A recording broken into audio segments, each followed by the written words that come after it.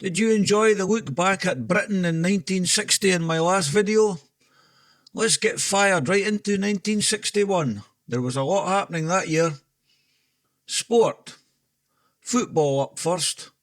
Tottenham Hotspur from North London became the first club since Aston Villa in 1897 to win the League and Cup double after they defeated Leicester City 2-0 in the FA Cup final at Wembley. Only 8 different clubs have achieved this feat. Always had a liking for Spurs in the days of Steve Perryman and Ozzy Ardiles, etc. In Scotland, Rangers won the top league and Dunfermline won the Scottish Cup. At Wimbledon, it was an all-British final in the ladies' tournament with Angela Mortimer overcoming Christine Truman on centre court. That match marked the last all-British final at the event so far. Notable sportsmen and women born in 1961 include Big Frank Bruno, athlete Fatima Whitbread, and footballer Peter Beardsley. Music, TV, media and the arts.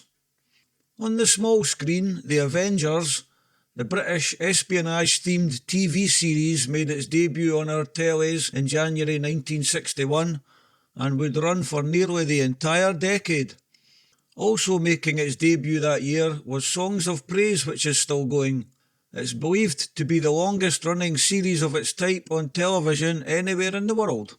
Not my cup of tea, but enough people must like it. Another programme which started that year is another still going. Yes, it's disgusted of Tunbridge Wells' favourite Points of View. Still in TV land, several ITV regions went live that year. At the cinema, the big films of the year included West Side Story, war classic The Guns of Navarone, Disney's 101 Dalmatians, and Audrey Hepburn in Breakfast at Tiffany's. Also at the cinema, another of those kitchen sink dramas, A Taste of Honey, was released. This one was based on the Sheila Delaney play of the same name. Music now. The Beatles played their first of nearly 300 gigs at the Cavern Club in their native Liverpool. Elvis was all over the charts again. He cocked up another 4 number 1 hits in 1961, including the best-selling single of the year again with Wooden Heart. Early 1960s pop was all about clean-cut teen idols, big ballads and Shadows instrumentals. Other popular songs dominating the pop charts included Runaway by Del Shannon, You Don't Know and Walking Back to Happiness, both by Helen Shapiro, plus Johnny Remember Me by John Layton. On the album charts, G.I. Blues by Elvis first charted in late 1960 but reached number 1 in January 1961, spending 22 weeks at the number 1 spot and almost the whole year in the top 10. Other big albums of the year were Nice and Easy by Old Blue Eyes Frank Sinatra, Listen to Cliff by Cliff Richard, The Sound of Music soundtrack, and The Shadows by The Shadows. The British entry headed to Cannes in the south of France for the Eurovision Song Contest, but had to settle for second place again, as it did the previous year, and the year before that. Let's do some births and deaths for this chapter next. Madness frontman Suggs was born in 1961, as were Roland Gift of the Fine Young Cannibals and Alison Moyet. Actor Robert Carlyle, best known, probably, for playing nutjob Begbie in Trainspotting, was born that year. Ricky Gervais, comedian, actor, writer, television producer and filmmaker, was also born that year. Popular television presenter Jill Dando, who would be assassinated on her own doorstep at the peak of her career, was another 1961 birth. The dearly departed that year included George Formby and Scottish artist John Duncan Ferguson. 2 vastly different publications first appeared on your newsagent's shelves in 1961. The Sunday Telegraph broadsheet newspaper was first published. Joining it was the satirical wit and hard-hitting investigative journalism of Private Eye. Private Eye is Britain's best-selling current affairs news mag. In the world of books, The Prime of Miss Jean Brodie by Muriel Spark was published. A great film starring Maggie Smith was later made of the book. Here's a great story for you. In August, Kempton Bunton, a bus driver, stole a painting of the Duke of Wellington by Goya. 4 years after the theft, the culprit voluntarily returned the painting by leaving it at the Lost Property Office of Birmingham's New Street Station. Bunton intended to hold the painting to ransom in the hope of forcing the BBC to give free TV licences to pensioners. This madcap escapade was later the subject of a BBC Radio 4 drama and also made into a feature film. Cars and motoring. On Britain's roads in early 1961, the iconic design of the Jaguar E-Type was seen for the first time. It boasted a crazy top speed for that era of 150 miles per hour. There is an unverified rumour that the founder of Ferrari described the E-Type as the most beautiful car ever made. It's certainly a design classic. In March 2008, the Jaguar E-Type ranked first in the Daily Telegraph's list of the world's 100 most beautiful cars of all time. Speaking of British classic car designs, the Mini Cooper was also first introduced in 1961 and quickly became a motorsport icon, winning the Monte Carlo Rally 3 years in a row. In the summer of 1961, the government announced new Panda crossings, giving pedestrians push-button control of the crossing due to concerns about increasing traffic. The number of cars on Britain's roads had soared from 2 million in 1951 to 10 million just 10 years later. The Panda crossing would later be phased out in favour of more successful, safer types of crossing. Toys, crazes, life and fashions. The Betting and Gaming Act of 1960 came into force on the 1st of January 1961, which led to the legalisation of betting shops from the 1st of May. It also meant pubs could have a slot machine in the corner. Betting shops then sprang up everywhere. One source claims 100 were opened every week following the law change. Bingo halls offering cash prizes also became legal, and that year saw the foundation of the Mecca Bingo chain of halls. Within a few short years, around a third of the UK adult population were members of bingo clubs. The Miss World contest was held in London that year. I had to check if it was still going, as it's probably seen as a bit outdated to many people now. Anyway, Welsh beauty Rosemary Franklin, representing the United Kingdom, won. The Jamaican contestant had to withdraw as her boyfriend wouldn't allow her to go.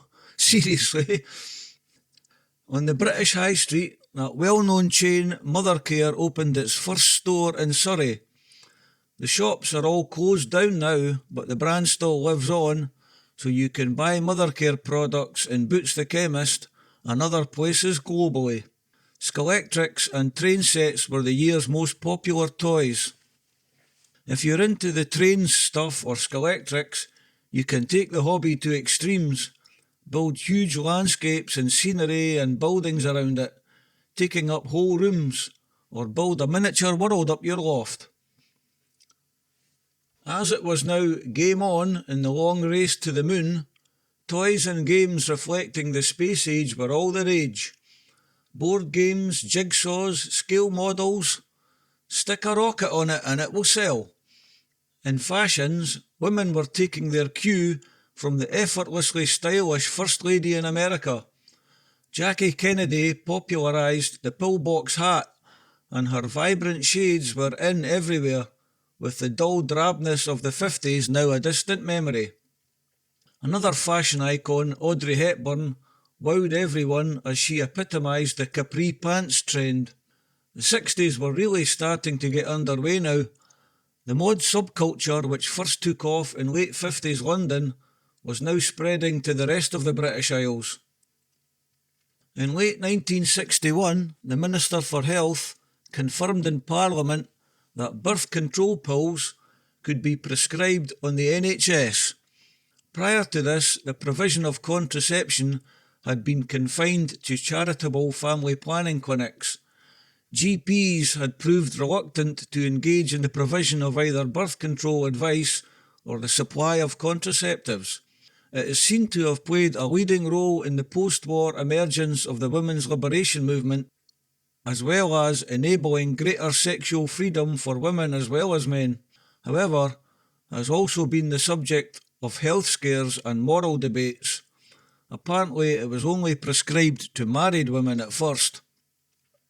Suicide, or attempts to take one's own life, was decriminalised in England and Wales. It seems crazy now, but before that you could actually be prosecuted for trying to kill yourself. Politics, current affairs and other events. In January 1961, MI5 and Special Branch arrested the Portland spy ring. This was like something out of a John le Carré novel. The key moment came on the 7th of January 1961.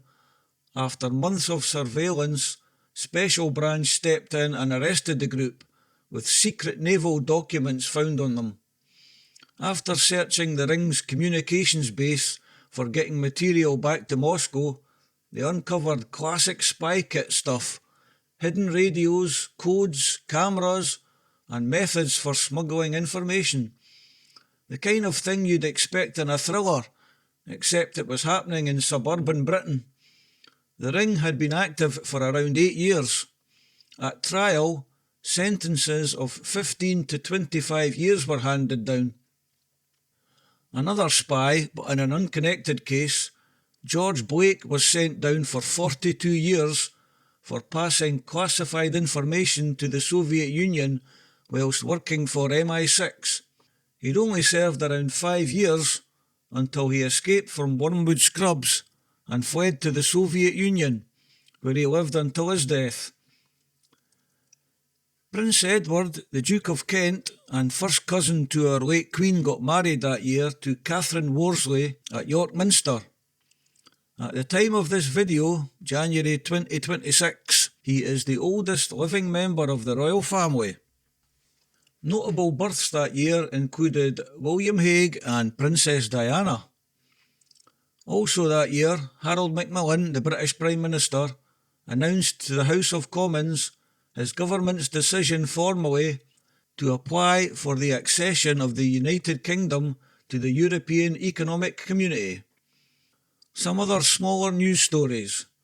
1,300 protesters at a campaign for nuclear disarmament rally in Trafalgar Square were arrested.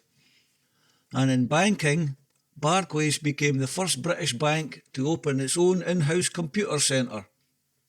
Some happenings from the wider world. In April 1961, a CIA-backed force of around 1,400 Cuban exiles landed at Cuba's Bay of Pigs, aiming to spark an uprising and overthrow Fidel Castro. The invasion was badly planned and quickly crushed by Cuban forces within about 3 days, becoming an embarrassing failure for the new Kennedy administration and pushing Cuba closer to the Soviet Union. Yuri Gagarin became the first human in space, and construction started on the Berlin Wall. If you watched my 1960 video, there weren't really any significant price rises from last year, so it seems fairly pointless to list them all again each year. I might do a full recap every few years, or add something if there is a significant increase or a noteworthy milestone is passed. Please watch the 1960 video if you haven't already done so. You'll see all the items listed. Well, that's 1961 done, and the 60s are barely getting started.